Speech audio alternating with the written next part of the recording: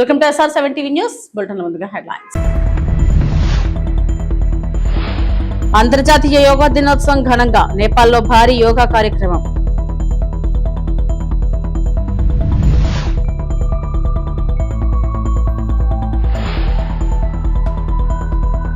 వైసీపీపై మంత్రి కందుల దుర్గేష్ ఫైర్, కుల రాజకీయాలపై తీవ్ర విమర్శలు.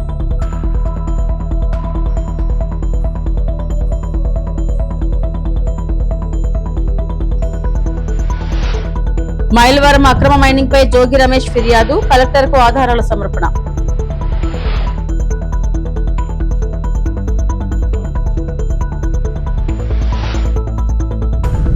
ఏడు జన్మలెత్తినా ఏమీ చేయలేవు, డిప్యూటీ సీఎం పవన్ పై మాజీ మంత్రి Ambati fire.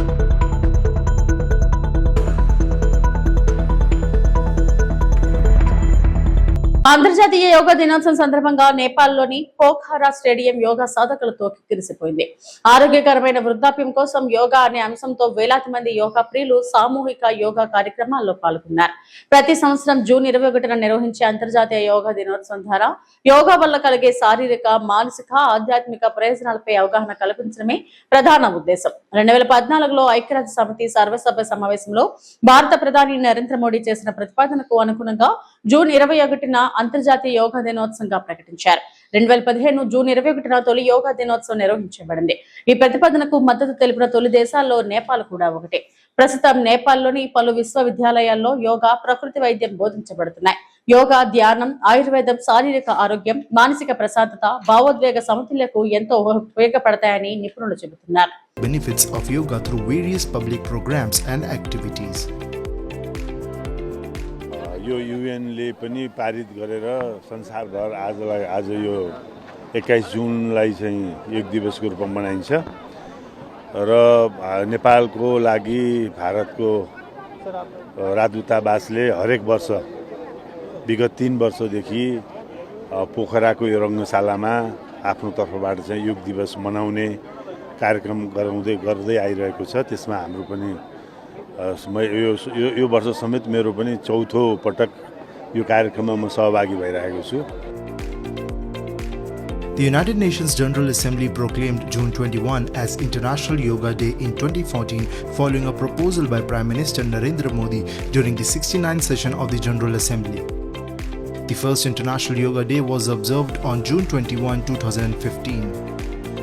Nepal was among the first countries to support the proposal, with then Prime Minister Sushil Koirala endorsing the initiative. The resolution went on to receive backing from the European Union and other UN member states, earning a record 177 co-sponsors within 90 days.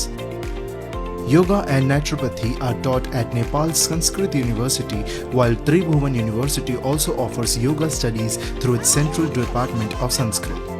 మంత్రి కందుల దుర్గేష్ వైసీపీపై తీవ్ర విమర్శలు చేశారు. గత ప్రభుత్వంలో కాపు సామాజిక వర్గానికి అన్యాయం జరిగిందని, ఇప్పుడు రాజకీయ లబ్ధి కోసం కులాల పేరుతో ఆత్మీయ సమావేశాలు నిర్వహిస్తారని ఆరోపించారు. పవన్ కళ్యాణ్ అన్ని వర్గాలకు సమాన గౌరవం ఇస్తారని, కులాన్ని అడ్డం పెట్టుకుని రాజకీయాలు చేసే వారిని ఆయన హెచ్చించారని తెలిపారు. సాయికృష్ణ ఘటనలో కూటమి ప్రభుత్వం వెంటనే స్పందించి విచారణకు ఆదేశించిందని, గతంలో ఇలాంటి ఘటనలపై జగన్ స్పందించలేదని గుర్తు చేశారు. కాపు కార్పొరేషన్ నిధులు మళ్లింపు, విదేశీ విద్య వంటి పథకాల నిర్వీర్యంపై ప్రజలు అన్ని గమనిస్తున్నారని అన్నారు. కుల రాజకీయాలకు తావు లేకుండా అన్ని వర్గాల సంక్షేమం కోసం కూటమి ప్రభుత్వం పనిచేస్తుందని కందుల దుర్గేష్ స్పష్టం చేశారు.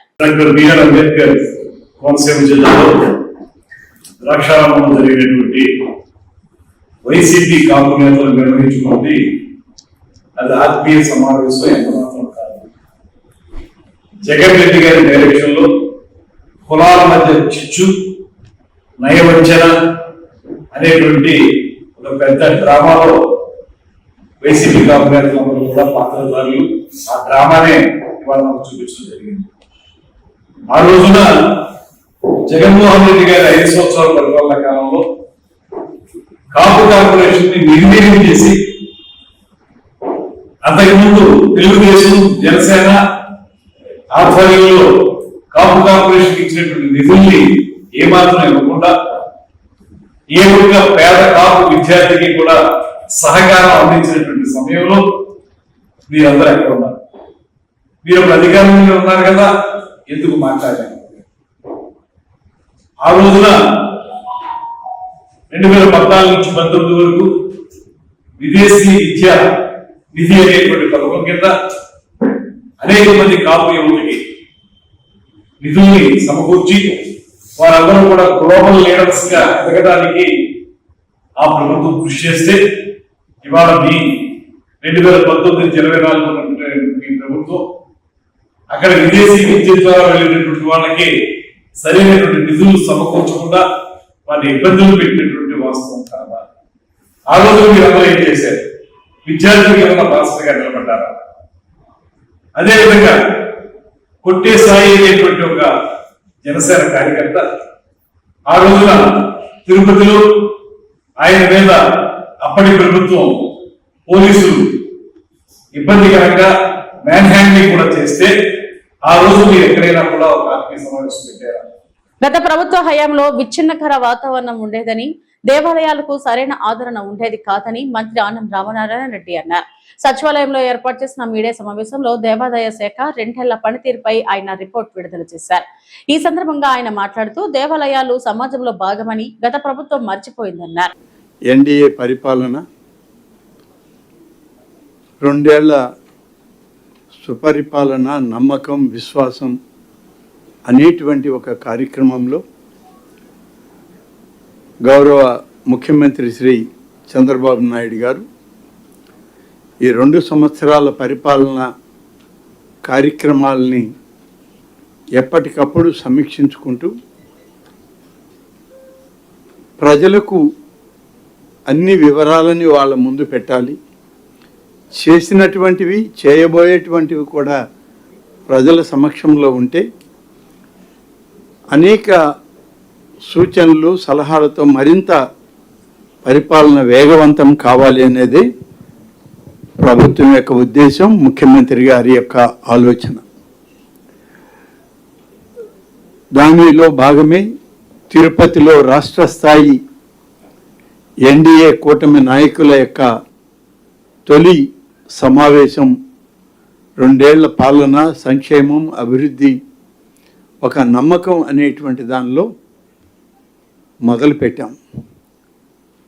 దాదాపుగా రాష్ట్రంలోని అన్ని జిల్లాల్లో జిల్లాల మంత్రులు, ఇన్ఛార్జి మంత్రులు, స్థానిక ప్రజాప్రతినిధులు అందరూ కలిసి నిర్వహించడం, శాసనసభ సభ్యులుగా శాసనసభ నియోజకవర్గాల్లో కూడా ఈ కార్యక్రమాలు నిర్వహించి ఆయా ప్రాంతాల్లో ఏమి జరిగాయి, ఏం జరుగుతున్నాయి, ఏమి హామీ ఇచ్చాం, ఆ హామీలని ఎలా నిలబెట్టుకుంటున్నాం అనేటువంటి విషయంలో చాలా స్పష్టంగా ప్రజల మధ్య దీన్ని చర్చించడం కూడా ఇప్పటికే చాలా వరకు పూర్తయింది. ఇంకా కొన్ని 1-2 ఎక్కడైనా ఉన్నా ఇవాళ రేపట్లో అవి పూర్తవుతాయి. హిందూ ధర్మ ప్రచార ట్రస్ట్ చైర్మన్గా మాజీ ఐఏఎస్ అధికారి అయినటువంటి దాసరి శ్రీనివాసులు గారు, అగ్ర కథానాయకుడు చిరంజీవితో తెలంగాణ బీజేపీ రాష్ట్ర అధ్యక్షుడు రామచంద్రరావు సోమవారం భేటీ అయ్యారు.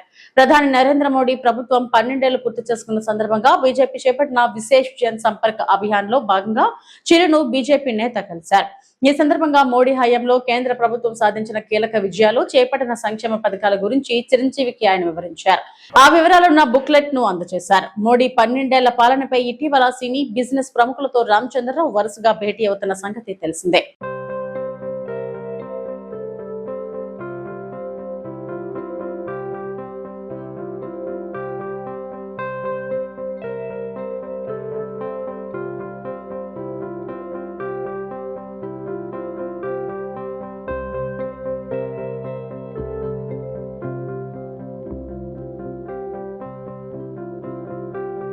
తాడేపల్లిగూడెం ఎమ్మెల్యే బొలిశెట్టి శ్రీనివాస్ చేసిన వ్యాఖ్యలు ఉమ్మడి పశ్చిమ గోదావరి జిల్లా మీడియా వర్గాల్లో చర్చనీయాంశంగా మారాయి.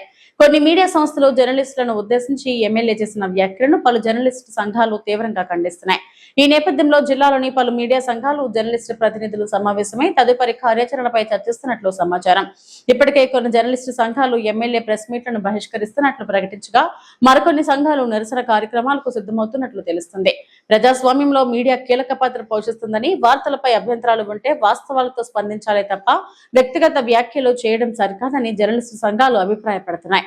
అదే సమయంలో ఎమ్మెల్యేపై గతంలో వచ్చిన వివిధ ఆరోపణలపై కూడా ప్రజల్లో చర్చ జరుగుతుందని, వాటిపై స్పష్టత ఇవ్వాలని కొందరు కోరుతున్నట్టు సమాచారం. ఈ వ్యవహారం ప్రస్తుతం జిల్లాలో రాజకీయ, మీడియా వర్గాల్లో ఆసక్తిగా చర్చకు దారితీస్తుంది.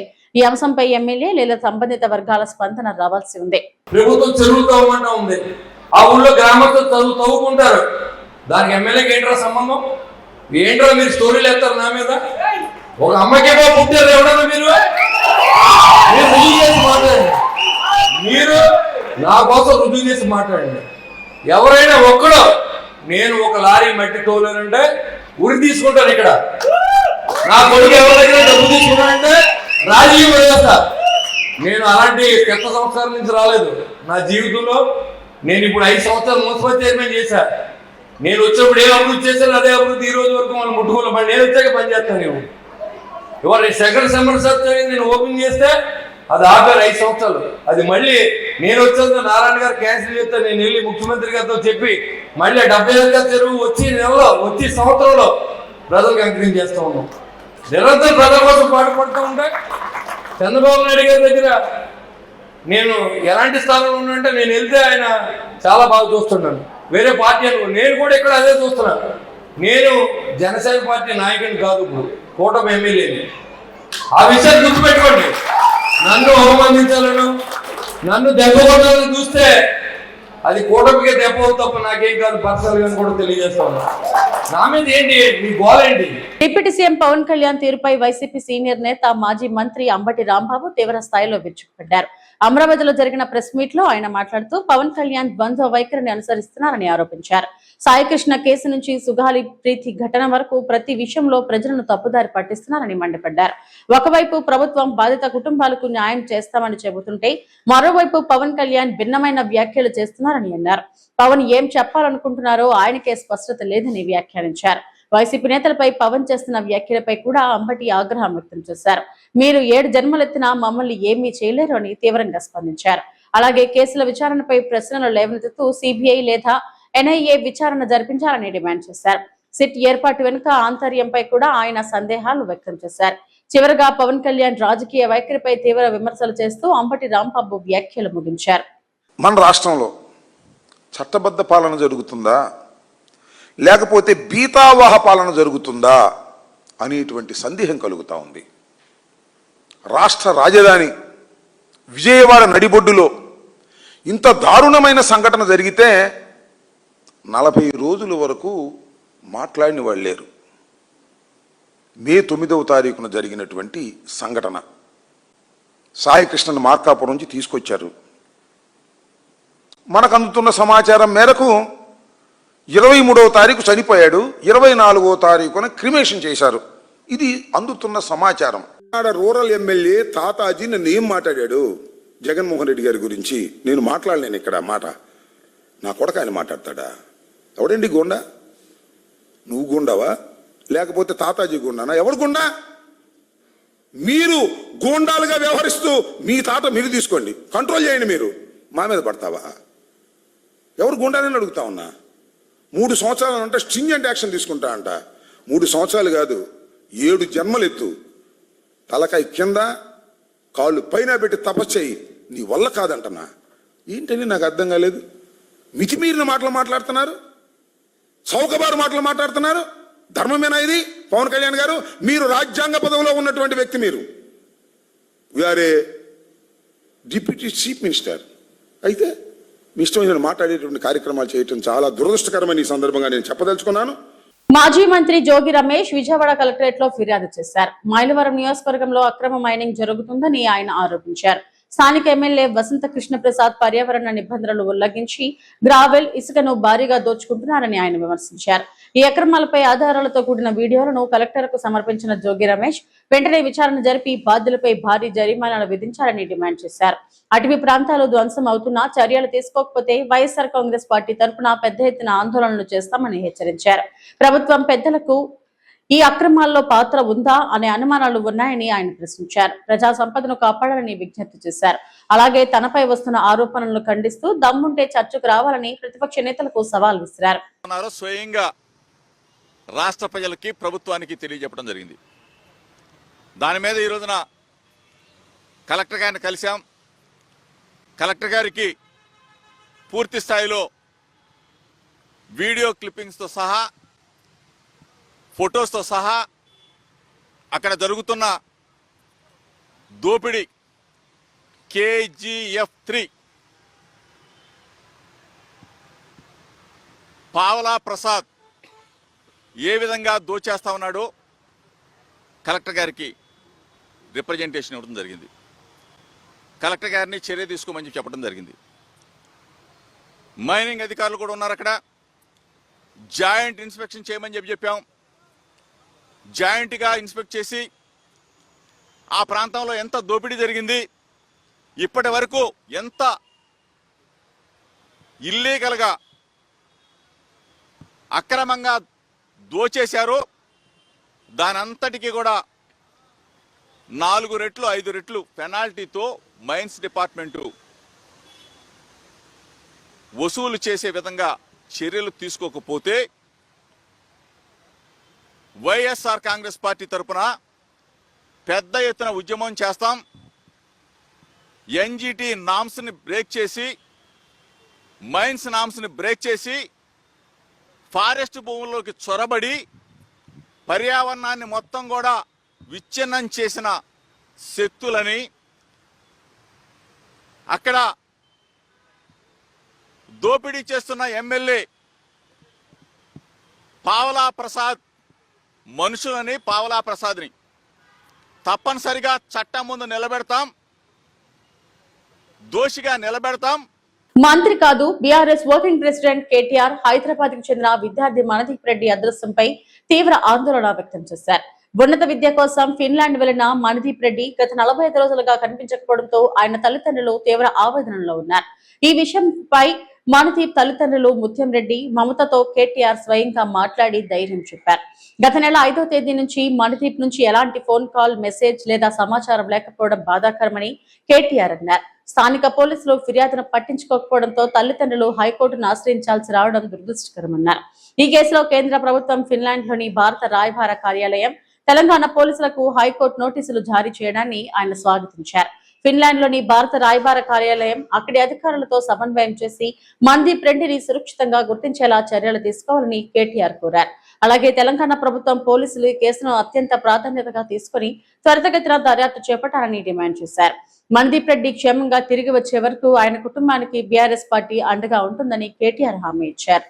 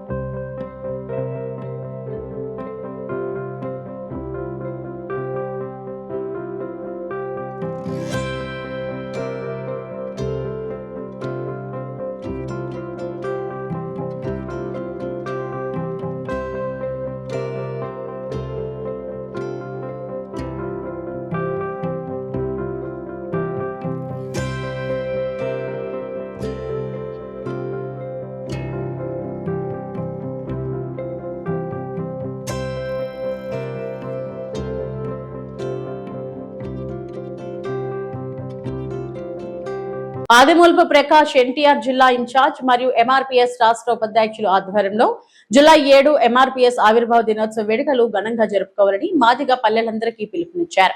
అలాగే కృష్ణ మాదిగ ఆదేశాల మేరకు ఎక్కువగా మాదిగ కులంలో ఎక్కువ శాతం చదువు మధ్యలో ఆపడం వల్ల మాదిగ జాతి వెనుకపడుతుందని పల్లె గ్రామం తిరిగి సర్వే చేసి వారికి దిశానిర్దేశం చేయడం జరిగింది.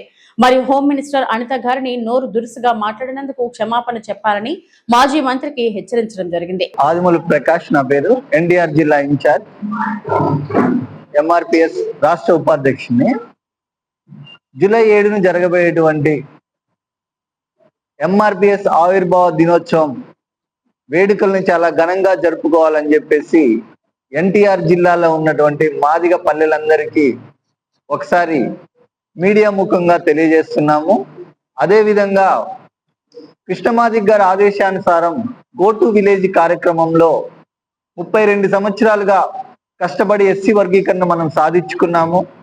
ఆ వర్గీకరణ ఫలాలను అనుభవించాలంటే దానికి తగ్గ అర్హత సాధించాలి. ఆ అర్హత సాధించాలంటే చదువుకొని ఉండాలి. ఎక్కువ శాతం మాదిగలు మధ్యలో డ్రాప్ అవుట్స్ ఎక్కువగా ఉంటున్నాయి.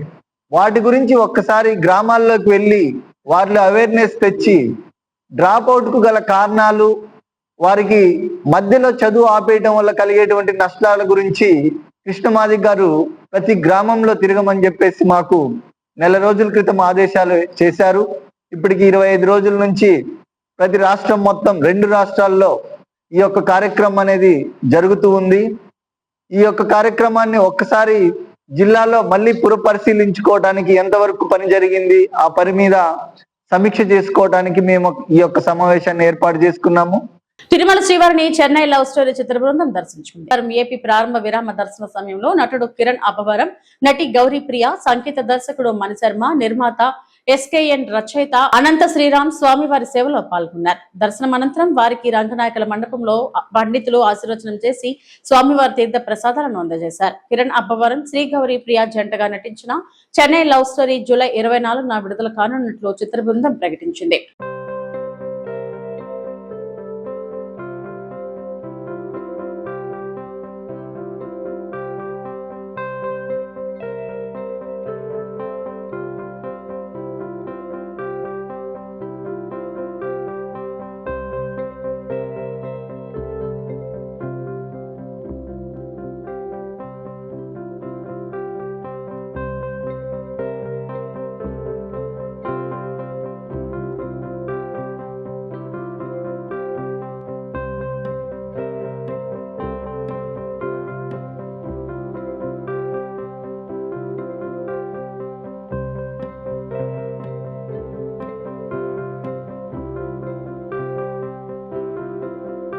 హిందీలో సినిమా బేబీ చేస్తున్నాం ప్రజెంట్. ఇది నెక్స్ట్ అది నా పిల్ల రానేసి 3-4 జూలై 24 రిలీజ్ అవుతుందండి సినిమా. మళ్ళీ బేబీని మించి ఉంటుందని. అందరికి నమస్కారం. వాళ్ళ పొద్దున నిజంగా చాలా మంచి దర్శనం అయింది. నేను తిరుపతిలో కింద ఒక మంచి ఈవెంట్ చేసుకొని మా సినిమాలో మూడో పాట రిలీజ్ చేసుకొని స్వామివారి ఆశీస్సులు తీసుకుందామని మేమంతా వచ్చాము. సో జూలై 24వ తేదీన మా సినిమా రిలీజ్ అవబోతుంది. సో మీ స్వామివారి బ్లెస్సింగ్స్తో పాటు మీ అందరి సపోర్ట్ కూడా మాకు. అందరికి నమస్కారం అండి. స్వామివారి దర్శనం చాలా బాగా జరిగింది. అలాగే మా మూవీ రిలీజ్ డేట్ ఇక్కడి నుంచే అనౌన్స్ చేసాం. జూలై 24th మూవీ రిలీజ్ అవబోతుంది. ఇదిగో ఇక్కడి నుంచే ప్రమోషన్స్ అంతా స్టార్ట్ చేద్దాం. సోమవారం ఆశీస్సులు తీసుకుందామని వచ్చాం. దర్శనం చాలా బాగా జరిగింది. Thank you. Om Namo Venkatesaya. Chennai love story అనే చిత్రంలో నేను అన్ని పాటలు రాయడం జరిగింది. ఈ చిత్రానికి సంబంధించిన జిగితారా అన్న పాట స్వామివారి పాదాల చెంత నిన్న తిరుపతిలో విడుదల చేయడం జరిగింది. ఈరోజు తిరుమలకు వచ్చి స్వామివారి ఆశీస్సులతో ప్రకటించడం జరుగుతుంది. ఈ చెన్నై లవ్ స్టోరీ సినిమాకి పాటలకి కూడా తెలుగు ప్రజలందరి ఆదరాభిమానాలు స్వామివారి దయ వల్ల లభిస్తాయని మనస్ఫూర్తిగా కోరుతున్నాను. ఇవి ఇప్పటివరకు నా బొటన అప్డేట్స్. నమస్తే.